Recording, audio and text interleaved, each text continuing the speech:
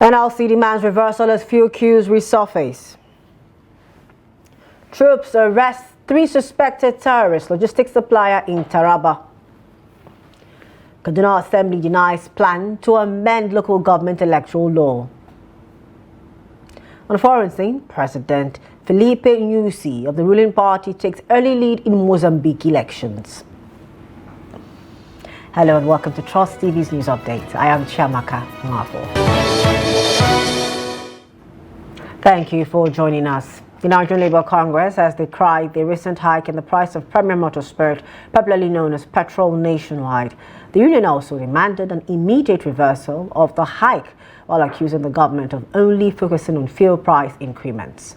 The NLC, in a statement signed by its president Joe Ajero on Wednesday, called on the government to inform Nigerians of the destination it plans to take the country to. Ajero also knocked on Nigerian National Petroleum Corporation Limited for the increment. The price hike, the second in 1 month, represents about 14.8% or 133 naira rise. With the latest price adjustment, it means that in less than 17 months of the current administration, the price of petrol has risen by over 430% from May 29, when it took over the reins of power. The Petroleum Products Retail Outlet Owners Association of Nigeria says the hike in pump price of petroleum may be due to an increase in the landing cost of the commodity. The PETROAN boss said the prices of the commodity are being determined by market forces. On Wednesday, retail outlets of the Nigerian National Petroleum Company Limited (NNPCL) increased the pump price of the commodity in Lagos and Abuja. NNPCL's most recent move came months after a similar adjustment in the pump price of the commodity. The retail firm pushed the cost per litre of fuel from 568 naira to 855 naira.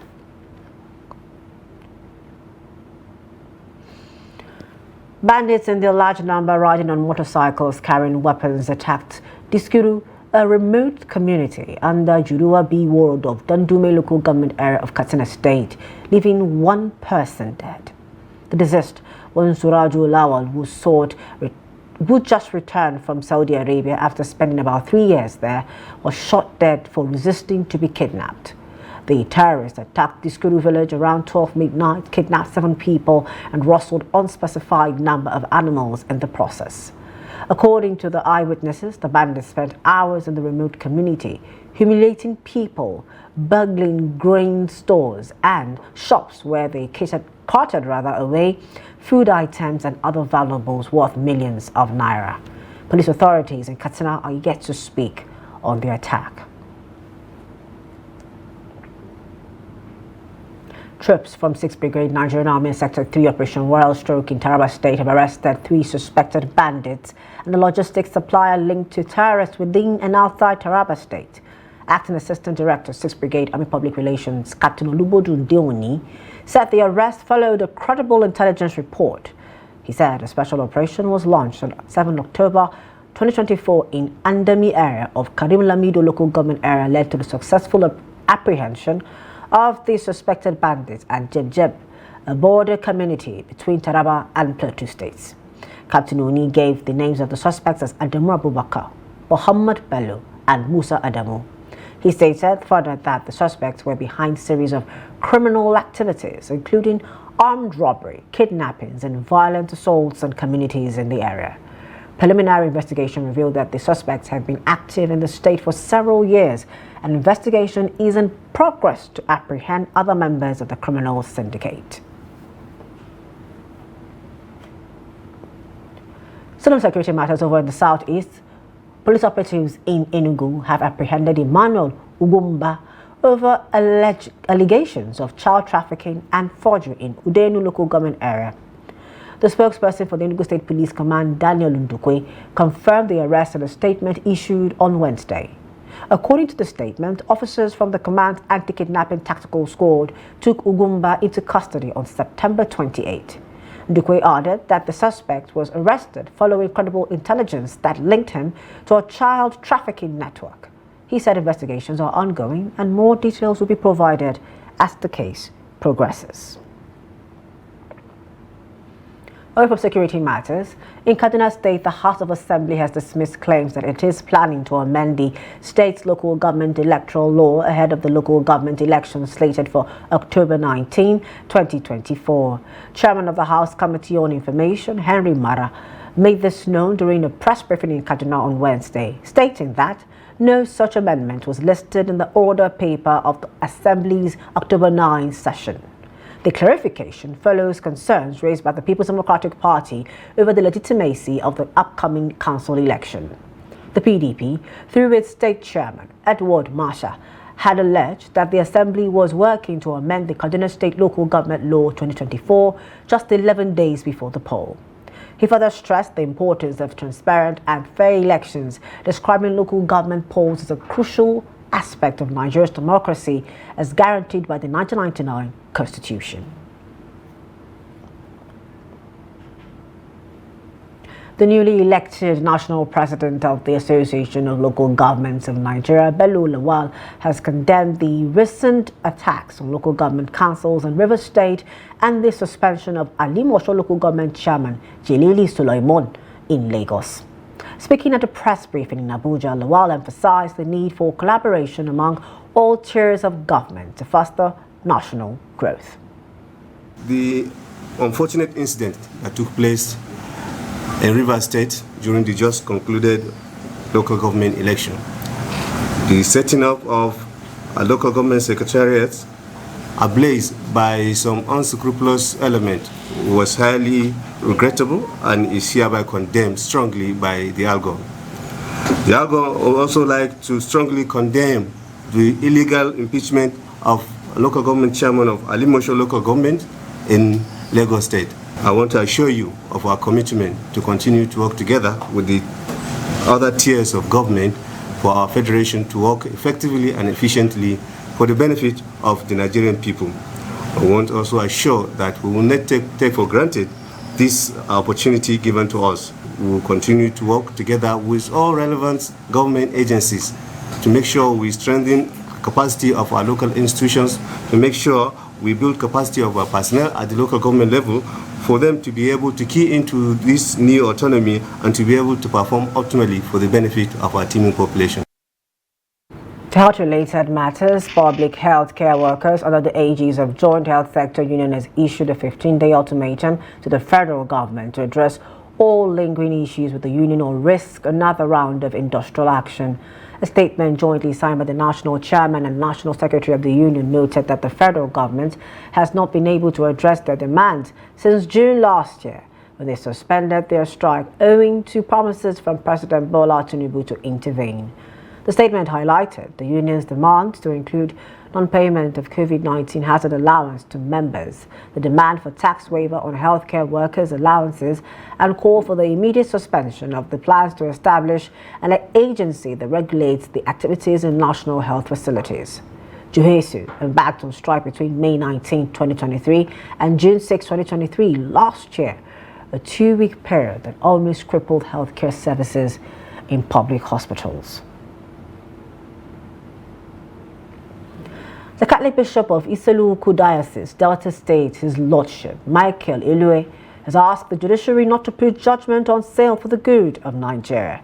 The bishop was speaking at the 2024-2025 legal year of the Delta State Judiciary in Asaba, the state capital. Here's the report. The legal year started with a special Thanksgiving Mass at the Emmanuel the Savior Catholic Church, Asaba. The bishop commended the judiciary for their role in the society and charged them to emulate Christ, who is an impartial judge, noting that strengthening justice system will better the country. Are themselves premised not on moral relativism, but on respect for democracy, for the rule of law, and for each other, on certain non-negotiable rights, duties, and principles which must stand firm amid ideological factions or against powerful interests, powerful interest groups, and even sometimes against majorities. At the special court session marking the year, the acting governor of Delta State, Monday Oyeme, said that the state puts premium on judiciary independence. The Chief Judge of Delta State, Justice Theresa Ajayi, noted that the celebration is a time for self-appraisal for the judiciary in the state. As ministers in the Temple of Justice, judges are under obligation to dispense justice with the fear of God. And words of God is your greatest defense against errors and sin. I urge you, therefore, to draw closer to God. As considerable part of our capital vote in the High Court Directorate was channeled into the completion of the new High Court building project, the following projects were also approved for execution. Some of them are going on, while some have been completed. We have the renovation and furnishing of the judges' quarters in Abo, renovation of the High Court of Justice building Abo, landscaping of the Magistrate Court premises Abo. Royal fathers and other top government officials also attended the events. Jonathan Awaya, Trust TV News, Asaba. We also launch a news update on Trust TV. Still to come. Customs auctions seized fuel in Adamawa selling at 630 naira per litre. When we return, please do stay with us. Welcome back. Thanks for staying with us. A recap of our top stories. We told you that NLC demands reversal as fuel queues resurface. We also informed you that troops arrest 3 suspected terrorist logistics supplier in Taraba State. 2 more stories. The National Emergency Management Agency, NEMA, has handed over 155,020 litres of liquid gel fertilizer to Jigawa government for distribution to farmers affected by the 2018 flood disaster in the state. Haji Zubaida Umar, the Director General of NEMA, said this during the handing over of the commodities in Dutse, the state capital, on Wednesday. Umar, represented by Sani Jiba, the Director Admin and Finance of the agency, said the liquid fertilizer was supplied as replacement of balance of NPK fertilizer approved for the state under the National Food Security Council Emergency Agricultural Intervention to farmers affected by the flood in the state. She added that each 1 litre of the liquid fertilizer is equivalent to 50 kg of the NPK 20-10-10 fertilizer, while appreciating Governor Umar Namadi for his efforts towards agricultural empowerment and food security in the state. Responding, Governor Namadi commended the agency and federal government for the gesture, assured that the items will be distributed to remaining affected farmers in several parts of the state. Some of the affected local government areas since 2018, that is the Auyo local government, Kapen Hausa, and part of Liga local government. During that distribution, there were some remaining items were supposed to be balanced to these 3 local governments. Today, we have brought the remaining balance to make it 155,020 liters to the state in order to forward it to these local government areas for their own use. You are aware we are from the National Emergency Management Agency representing the Director General, Mrs. Zubaida Umar. And we are here on behalf of our federal government to hand over liquid gel fertilizer, 155,020 liters liquid gel fertilizer to the government of Jigawa State. This is part of the 2018 agri intervention. Initially, it was supposed to be granulated fertilizer, but because of the restriction of the use of granulated fertilizer in this part of the country, because of the banditry and what is happening, so it was decided that it should be changed to liquid gel. So the process takes time, and now it has been changed to liquid gel, and we are here to hand over 155,020 liters of liquid gel fertilizers for distribution to farmers that has been affected by the flood disaster in 2018. Over in Adamawa State, the Nigerian Customs Service has begun selling seized petroleum motor spirit confiscated by its Operation Whirlwind in the state. Speaking at a briefing in Yola, Customs Boss Bashir Adewale Adeniyi, represented by Deputy Controller General of Enforcement Olani Olajogun, issued a stern warning to smugglers of national resources, urging them to desist or face severe legal consequences. Gibson Swadigo reports from Yola. The Nigerian Customs Service has commenced the auction of seized petroleum motor spirit (PMS) in Adamawa State, selling at 630 naira per litre amid long queues at filling stations. The fuel, totaling 94,550 litres, worth 75,450,900 naira, was confiscated by Operation Wild Wind, a security initiative aimed at tackling fuel smuggling along Nigeria's border. Customs Controller General Bashir Adewale Adeniyi, represented by Olani Olajogun, highlighted the collaborative efforts of all the stakeholders in combating this issue and expressed confidence in addressing the national challenge effectively. I am pleased to announce that in this latest phase of Operation Whirlwind, the following seizures have been made. 2 trucks of 33 liters capacity each, filled with PMS intended to be smuggled. 1,046 jerrycans of 25 liters capacity each, filled with PMS, also bound to be smuggled.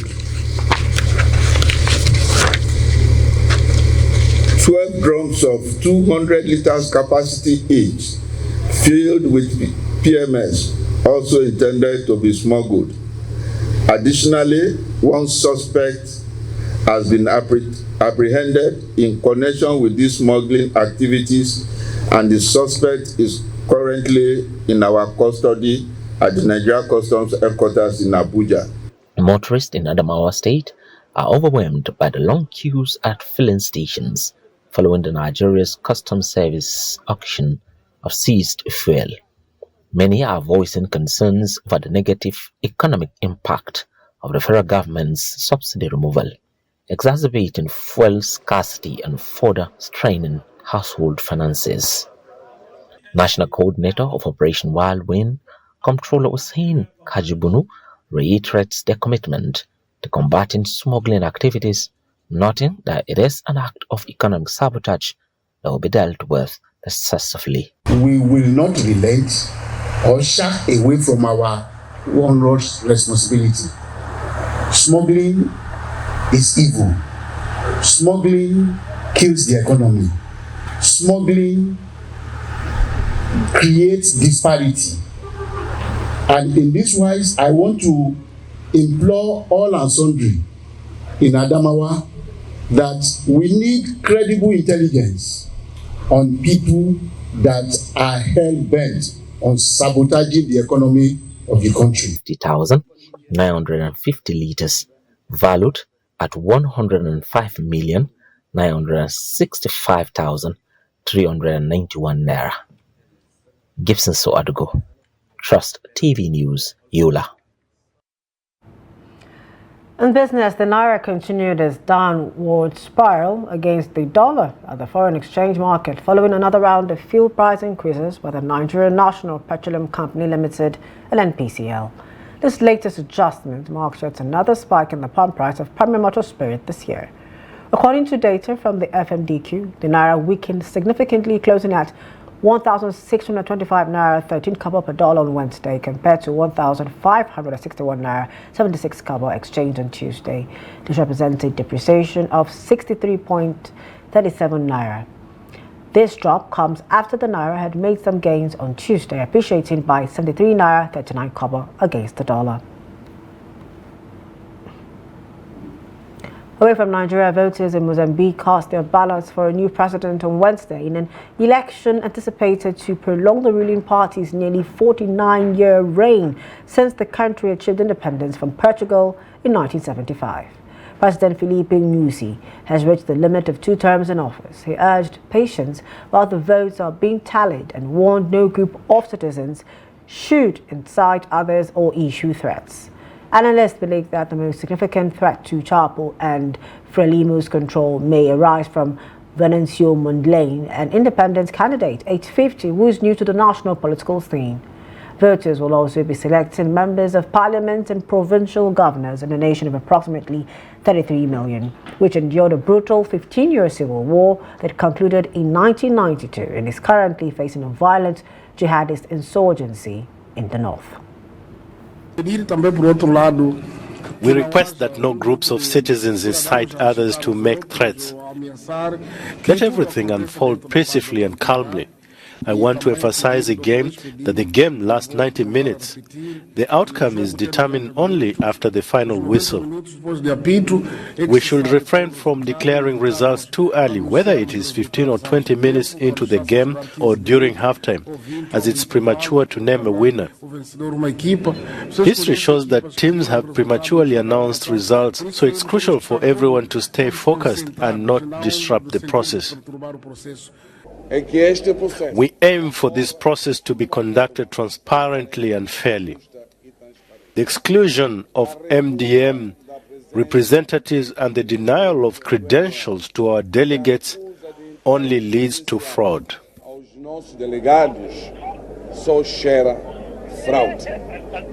I want to inform everyone that in the coming hours, I will personally visit all the voting centers in Maputo to ensure that my party members are present. A Turkish Airlines flight en route from Seattle to Istanbul was forced to make an emergency landing in New York after one of the pilots collapsed mid-flight. The airline confirmed on Wednesday. The incident occurred shortly after the flight departed from Seattle on Tuesday evening. According to a statement from Turkish Airlines spokesperson Yahya Usturn, despite immediate efforts to administer first aid, the 59-year-old pilot passed away before the plane could land. The Airbus A350 operating as flight TK204 was diverted to New York by the co-pilot and remaining flight crew. The pilot had been with the airline since 2007 and had recently passed a routine medical examination in March, which showed no health concerns. In sports, with 2 days to the commencement of the ITTF African Championship, the Nigerian Table Tennis Federation has announced a list of 10 players that will represent Nigeria. Africa's best-ranked player, Aruna Quadri, will lead the Nigerian team alongside Olajide Omotayo, Ajoke Ojumo, and Fatimo Bello. Joining them are promising young talents such as Matthew Kuti, Muiz Adegoke, Abdulbasit Abdulfatai, Aishat Rabiu, Hope Udoaka, and Aziza Sezwo. The championship is scheduled to take place in Addis Ababa, the capital of Ethiopia, from the 12th to the 19th of October 2024. Now, ahead of the 2024-2025 Nigeria National League season, the management of Sokoto United has announced the resumption date of the team. The club narrowly missed the opportunity to play in the elite division last season and also have a decent outing in the Federation Cup. The club board on Wednesday afternoon announced October 14th as the resumption for the players. They've been grouped in Group D of the Northern Conference alongside Adamawa United, Wiki Tourists, Zamfara United, Milan Turkey, Mighty Jets, Gombe United and Ijele United. The league will start on the 30th of November 2024. We've come to the end of News Update at this time. For more of our news programs and documentaries, do follow us on our social media platforms and on our YouTube live stream. I am Chiamaka Mwafo. Thank you for joining us.